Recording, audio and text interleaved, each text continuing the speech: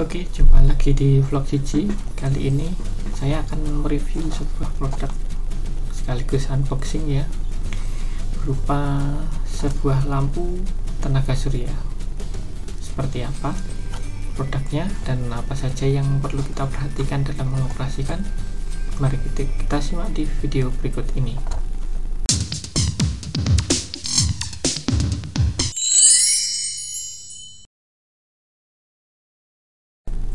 Ini adalah lampu tenaga surya yang saya beli.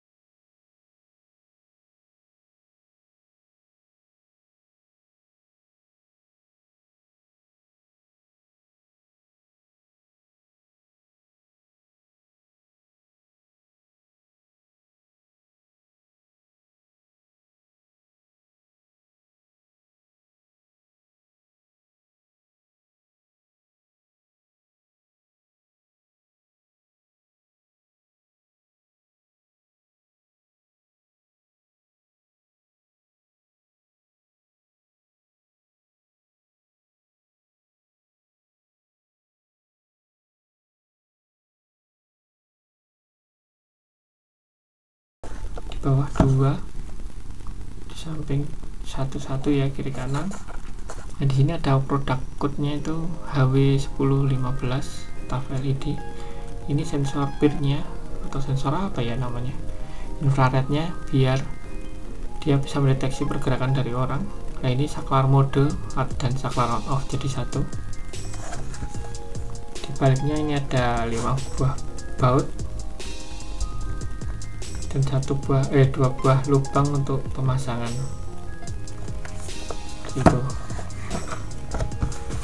Oke, jadi bagaimana cara menggunakannya? Cara menggunakannya tinggal kalian pasang aja di luar, lalu kita atur modenya. Nah, Kita coba saja, kita tutup aja sensornya. Ini ibaratnya kita tutup sensor itu mengibaratkan sudah senja ya, jadi dia nggak dapat input cahaya lagi dari luar. Kita tutup pakai kertas ini. Nah, nggak nyala, tapi tunggu dulu, itu modenya belum dinyalakan. Jadi sama pabrikannya dalam kondisi seperti ini, kondisi off dia. Kondisi off, kita harus tekan ini, saklar modenya 1 kali. Nah, dia nyala terang kan. Ini mode yang pertama. Mode pertama ini dia akan menyala terang jika ada orang di sekitarnya selama menyala terangnya selama 10-20 detik. Lalu kalau kita tekan lagi, nah dia akan menyala redup. Tapi kalau ada orang bergerak, nah dia nyala terang langsung. Coba kita diam.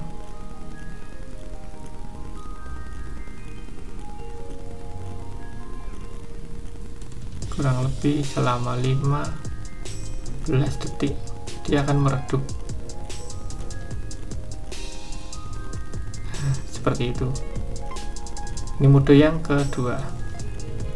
Nah, terang lagi kan. Jadi dia kalau ada orang bergerak atau kucing bergerak atau apapun yang bergerak di depan sensornya, dia akan menyala terang. Nah, mode yang ketiga, dia akan menyala redup seperti ini sepanjang waktu, sepanjang malam tepatnya ya, karena ketika solar panelnya nggak dapat cahaya, dia baru akan menyala. Jadi sepanjang malam dia akan meredup seperti ini. Nah, oke, kita matikan. Nah, menyala kan. Kita matikan, pencet sekali lagi untuk mematikan. Oke. Jadi secara mudah saya ringkas saja ya cara settingnya. Waktu awal kalian tutup dulu ininya, sensornya, tutup sensor.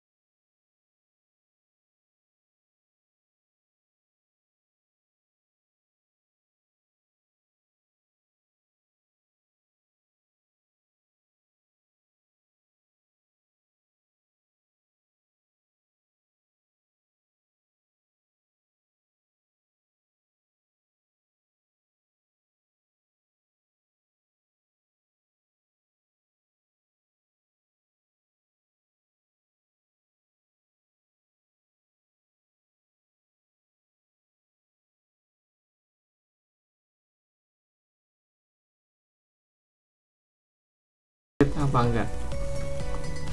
Oke. Terus lampu ini kan sebenarnya diperuntukkan untuk order ya, cuma ketika saya lihat produknya seperti ini, nah ini kita review kekurangannya. Pertama, tidak meyakinkan untuk order ya. Kenapa begitu? Kita lihat ini bagian. Nah di sini gapnya ini kayaknya nggak ada karetnya, jadi tapi cukup lebar. Jadi sambungannya ini cukup lebar dan nggak ada karet atau apa namanya ya, perekat untuk merapatkan sambungan-sambungan maupun baut-baut ini juga tidak diamankan dengan karet tutup seal atau apa. Jadi kalaupun di sini mungkin ya di balik kemasannya ada karet, tapi ini nggak terlindungi, jadi sama aja air bisa merembes masuk. Bahkan untuk lampu floodlight yang pernah saya beli itu, beberapa kali kalau kita nggak tambahin pelindung tambahan itu dia mesti kemasukan air, apalagi kalau dekat dengan genting ya. Dari genting bisa, dari embun juga bisa, nggak tahu juga. Yang jelas dengan model floodlight seperti itu aja bisa kebobolan, apalagi yang plastik yang dia nggak ada, sepertinya nggak ada karet sealnya ya. Bagian depan pun begitu. Jadi mungkin IP ratingnya di sini sih ditulis IP rating 65 ya di produknya. Nanti saya tampilkan di video. Saya sih IP 65, cuma di sini tidak dituliskan di instruction manualnya kelebihannya.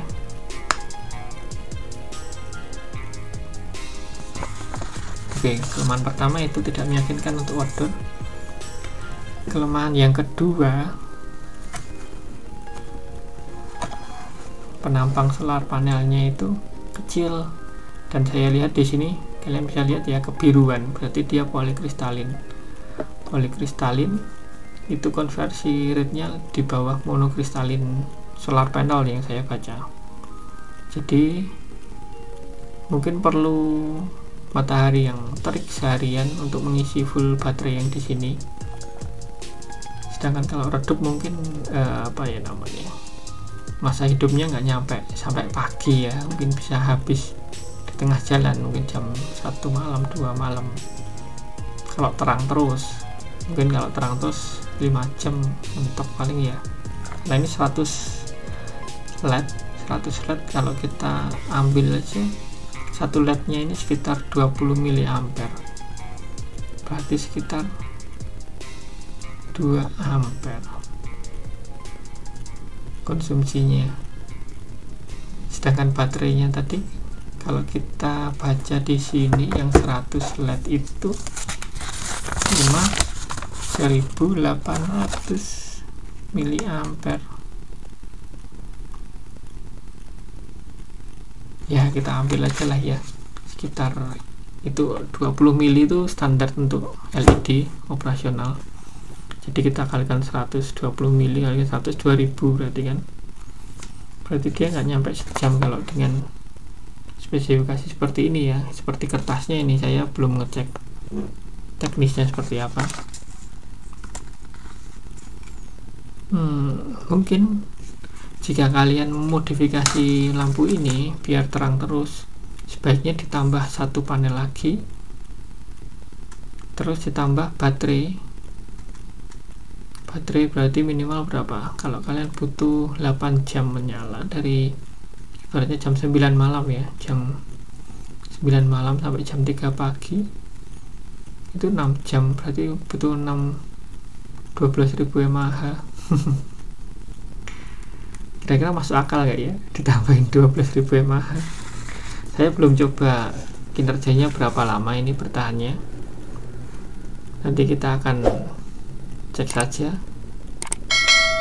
apakah sampai pagi atau tidak lampu ini. Kapan-kapan kita iseng cek ya.